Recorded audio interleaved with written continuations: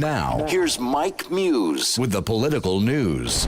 So let's get right to it and meet the candidates. That completes the opening statement. We're going to get right to it. On Sway in the morning. All right, let's get right to it. Mike Muse is here, ladies and gentlemen. As we speak on some of these topics, we aren't covering all of them, but we're going to cover a few of them. If you have any comments, we'll take your calls live on the air. Let's see, what did we start with? We've been talking about the Democratic campaigning for 2020 election. Yeah. And how many people are now in the pot, stirring things up. Most recently, Bernie Sanders was in the news.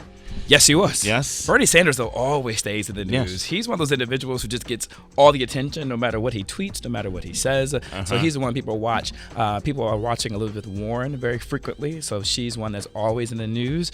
People are also watching Beto O'Rourke, and he's not even declared yet, but individuals are watching him. And also Kamala Harris. But Beto O'Rourke, yep. O'Rourke from Texas. Yep. Texas guy, good-looking dude. Yep. They're calling him the next Obama type guy. Next Obama, he's reminiscent of JFK, so he gets all these terminologies now. He's not even running, but he's already getting smear campaign ads that are being running in Texas right now, apparently from opposition. Absolutely. He's a threat. He's this new face. As we're seeing right now, this is a change election cycle. We witnessed that in 2018. Individuals, the electorate as a whole, want something different, both on both sides, the Republican Party and the Democratic Party.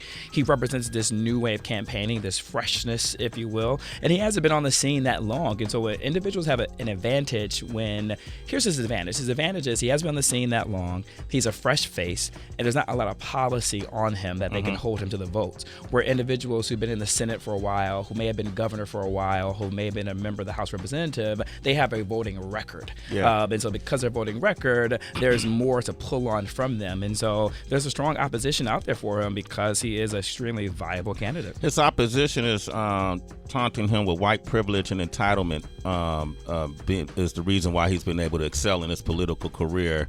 And that's why if he runs for president, he would run based on the fact that he can. It's that slogan.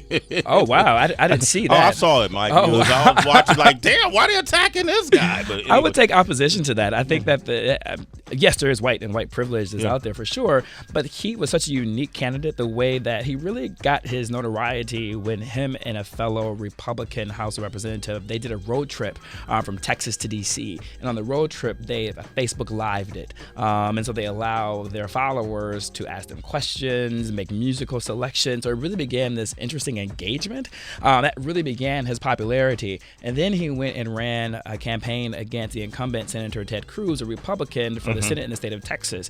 And it was, relatively speaking, extremely close race. And so here was this unknown who was in position to be that competitive with a well-known Republican in a Republican state to the point where he almost took him down. And so that made his rise to power, and he brought out a new voting demographic within the Texas electorate. And so that's were all the things that electrified him, and he was really made popular when he came out and did people. There was this video that went viral on his position on Colin Kaepernick and taking the knee, and he explained it really well. And I think people really took notice of him again. So there has been this building up with him. Something's brewing. But what's interesting, though, someone who normally doesn't break through the white noise is Julian Castro. And speaking of Texas, Julian Castro, if you notice, isn't the one that I mentioned in the sense of when he speaks, people pay attention to. But lately, he's been getting a lot of attention on his position when it comes to reparations. And here's a little bit of clip of what he had to say. When it comes to Medicare for all, health care, the response there has been, we need to write a big check. That when it comes to tuition-free or debt-free college, the answer has been, we need to write a big check. And so if the issue is compensating the descendants of slaves, I don't think that the argument about writing a big check ought to be the argument that you make if you're making an argument that a big check needs to be written for a whole bunch of other stuff. Interesting. So if under the Constitution we compensate people because we take their property, why wouldn't you compensate people who actually were property? So what makes this very interesting is that I don't know this for sure. I don't know what Al Sharpton's, all of his positions were when he ran for president. But as far as I can remember, this is the first time that a presidential candidate that is a viable presidential candidate has really brought reparations on this platform. And one thing about running for president is that you get a chance to advance these issues and the causes that you stand for and creates a national discourse of conversation. And so Castro has said he doesn't know if reparations should come in a form of payment of a check or not, but nonetheless, it should come up. What he's doing there is he's pigeonholing. There's a part that cut out just a little bit where he's backing Bernie Sanders into a corner. Bernie Sanders is normally this very progressive individual who usually gets the progressive wing of the black vote, if you will. And so what he's saying is that if you're willing to write a check, a blank check for Medicare for all, a blank check for free college tuition, why are you not willing to write a check for this demographic to which you claim that you care about? So it's really putting him in a really interesting position. And I'm not mad at Castro at all, because now he has, for the first time, grabbed the headlines since he made his announcement. It wouldn't be the first time this country gave up reparations? In the sense of the America issuing reparations? Yes. As far as I recall, America hasn't dealt out reparations in a formal capacity and in a formal manner. In a formal manner. In a formal manner. Okay. And so, and what he is saying in the context of it is what he's saying is that America has never dealt with slavery. America has never officially dealt with slavery in this capacity, and how to wrestle with the sins of slavery. That's what his quote was. But really talking about the trickle-down effects of what slavery has and what slavery has been. And so this is going to be something that we're going to be talking about for, I think, at least a couple of days, because now we have to see what does Bernie Sanders have to say in response to that. Someone else who's making news too as well is Elizabeth Warren. She comes from the progressive wing of the Democratic Party. So she said she wanted to break up Apple? Not just Apple, but also all of Silicon Valley, all the tech giants. Elizabeth Warren wants to break up, and here's what she has to say about that. What I'm saying is we got to break these guys apart. You want to run a platform? That's fine. You don't get to run a whole bunch of the businesses as well. You want to run a business? That's fine. You don't get to run the platform. Think of it this way. It's like in baseball. You can be the umpire, or you can own one of the teams, but you don't get to be the umpire and own the teams. There's antitrust law that's been around for more than 100 years, and the federal government has done this many times. For example, broke up Standard Oil, broke up the great monopolies of the late 19th century and early 20th century. And the reason for that is so that we can keep a competitive economy. As long as they don't break up Sirius XM. we just acquired Pandora. She'll be breaking us up next. So what she's saying is she's standing on the antitrust laws that the government has put in place. And what she's saying is that she's been using this analogy in terms of umpire and team. She's saying you can't be the umpire of the baseball game and also to own the team. And so she's saying these tech giants create an unfair competitive advantage for small businesses, and she wants to make sure that the competitive field is leveled when it comes to that. And what she means by that is she wants Facebook then to sell off Instagram. She believes that Amazon should not have Whole Foods, right? And so but she believes that as a result of that, they favor different items and different things. But those who really understand from the tech perspective don't agree with her whatsoever, right? And so in sense of that, like, yes, it's all about fairness and competitiveness, but that is what America's really rooted and funded on is capitalism. And so she's seen as someone who is slow down innovation, to slow down capitalism. And so what the Democrats are going to have to start wrestling with is these progressive politics, if you will, policies. Are they pushing the party, as I've been asking this question for a while now, are they pushing the party too far to the left? Okay, Scott is on the line from Utah. Scott, Big Scott, Big Scott. Hey, what up? How's everybody this morning? Good, how are you, brother? Hey, I'm doing awesome. Thank you so much. I appreciate what you guys do. Mike Muse, you're awesome, man. Thank you. I love getting my political news from you. Oh, thanks, the question I have is about reparations, and I'm just a white boy, man, and I don't understand get reparations for descendants of slaves. I mean, if you were a slave yourself, like, all for it, I get it, but I mean, that's, a long time in the past and everything. I'm not saying it doesn't affect black people to this day. Yeah. I just don't understand the reparations and why it's fair to give reparations to people that weren't a slave. And then also, in that same aspect, do you think, say, if my great-grandparents were slave owners, should I be punished for that?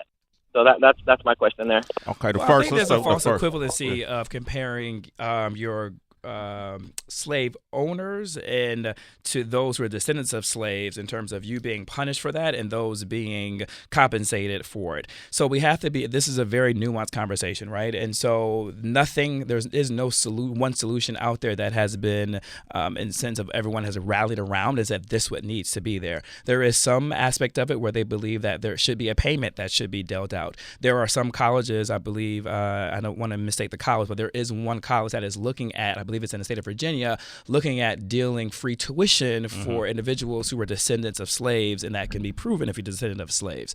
But also, too, I think the larger question is, when you talk about this reparation issue, is that America has, as I stated, has never dealt with the issue of slavery. It has never acknowledged it full scale, and more so, they may have acknowledged that it happened, but normally what happens is, but now get over it, but now move on, but without really realizing the trickle-down effects that was a result of slavery in terms of a demographic that was not able to read, in terms of the demographic that was not allowed to go, not even to college, but not even to go to a high school. There was a demographic that wasn't even allowed to get a loan. I mean, then you can fast forward along when those individuals were just freed from slavery, were forced to fight in the wars overseas. When they came back, they weren't allowed to find any jobs. They weren't allowed to get any loans or banks, where most of the vets that were coming back from those wars were able to get those loans to get homes. As we know, home ownership is what allowed individuals to move into the middle class. And so these are all the things that we've yet to really reconcile with and to really talk about. And then there are ways that you can implement policy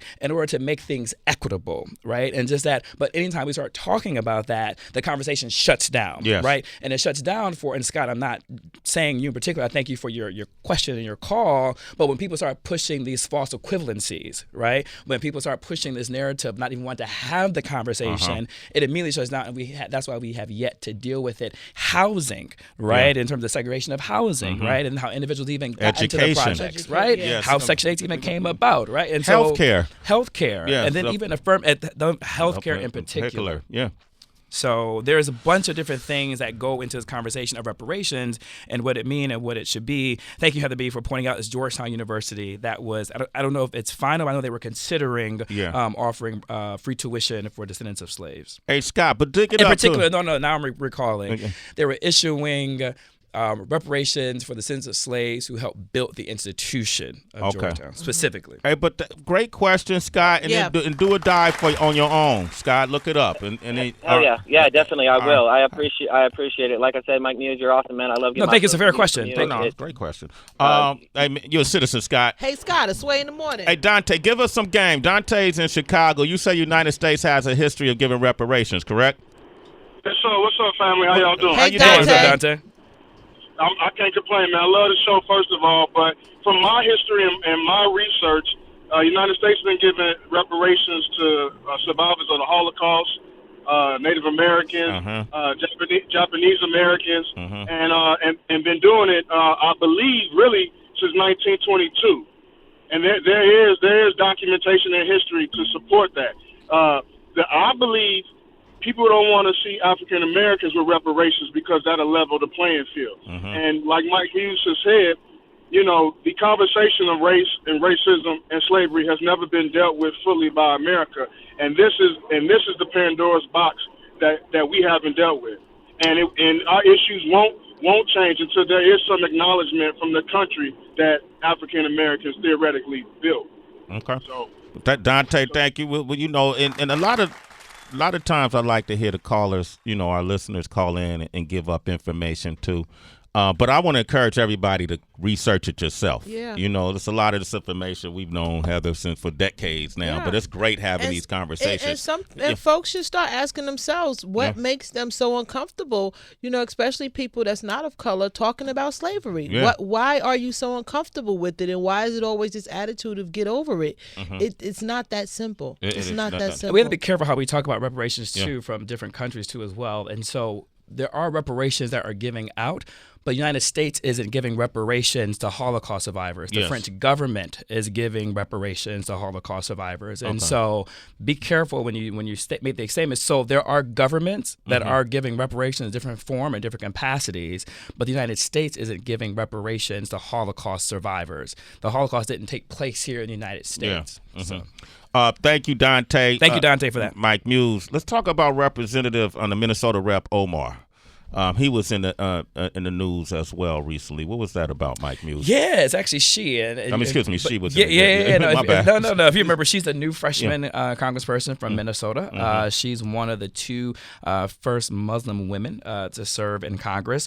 She has made some statements recently that has gotten in the news. She's part of this freshman class that gets a lot of attention from the Alexandria Ocasio-Cortez.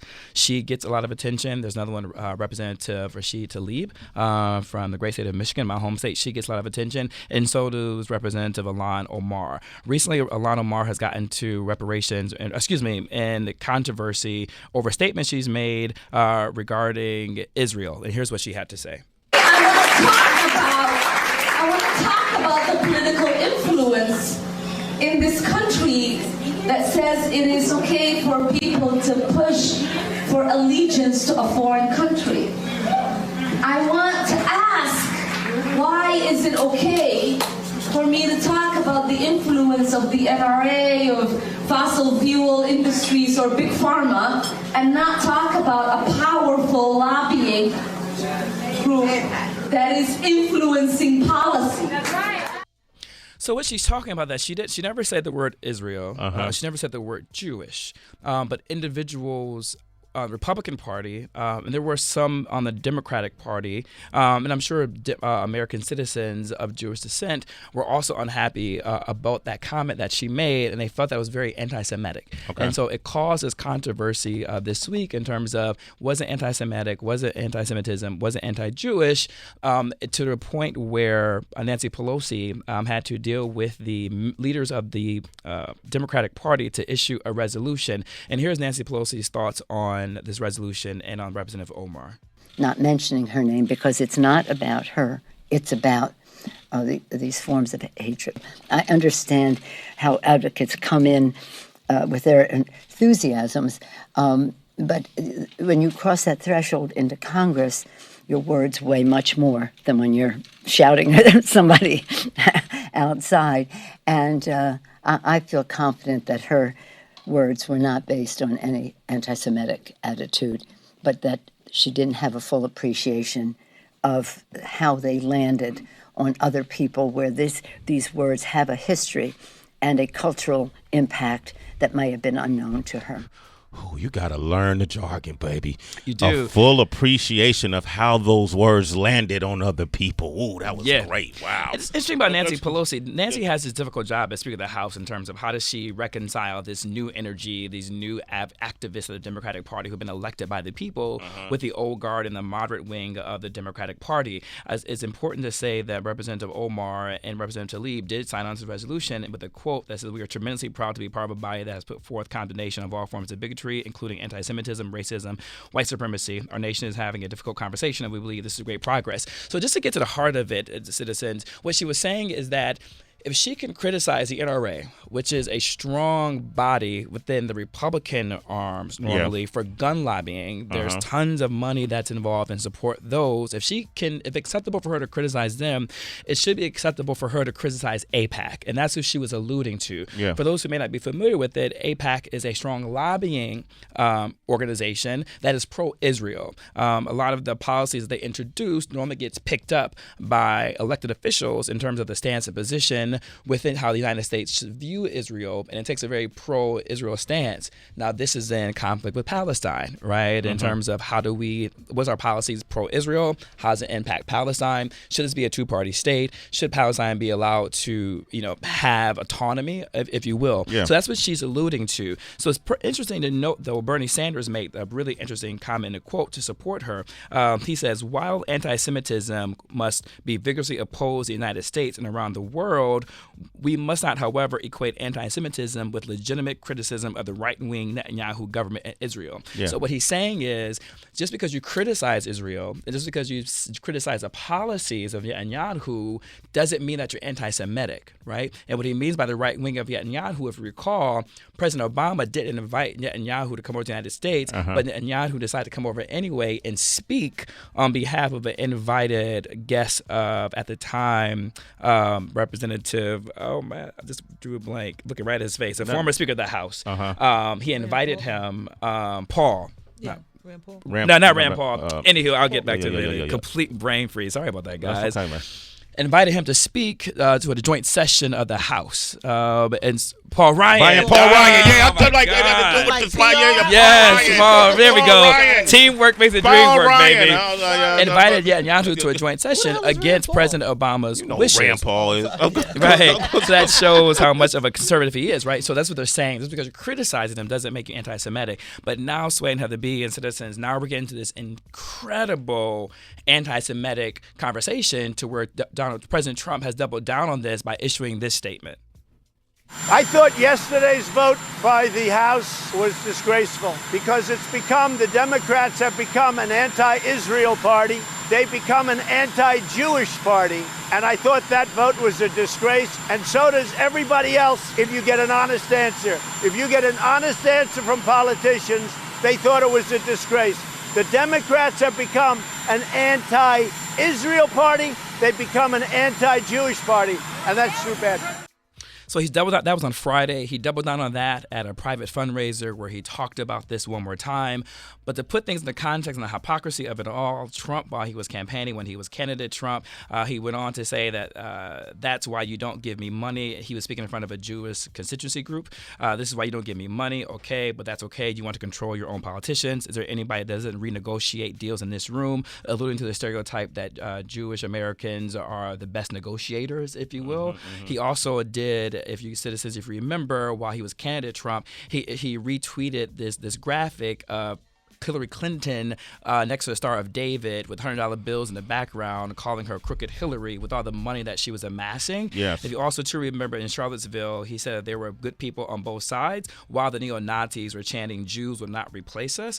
He also has started using this term globalist, which is an anti-Jewish slur. Kevin McCarthy, the representative of the Republican Party who actually called out Representative Omar, if you remember, Sway and Heather B, he issued a tweet and said we cannot allow George Soros, which is a notable Democratic donor who is Jewish, Steyer and Bloomberg, to buy, and he put that in caps, this election, get out and vote Republican, #MAGA.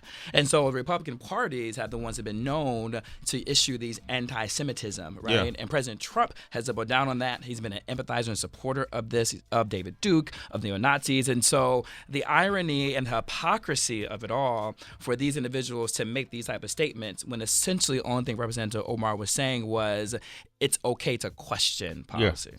Mike Muse, thank you. Shit, that shit kind of got complex up in there. It did. Multi-layered. It's a lot of levels to this, man. A lot of levels. Jane from Nashville, Ricky in Boston, Steve in North Carolina, It in Chicago, Andrew in Florida, Samantha in Oklahoma. I want to hear from all of you. So the reason why we didn't pick up, I want you to, if you don't mind, to leave a voicemail so we could put them together. And we're going to play them at the end of the show and the beginning of tomorrow's show. All right, Mike Muse can be reached. If you have any questions, if you disagree with him, get at him. If you want to discuss things further, talk to him. Hit him offline. Yo, hit me up at I am Mike Muse, MUSNSAME on Twitter and Instagram. We got sports up next. Yes, Way. We talking your Raiders in Oakland. Yeah.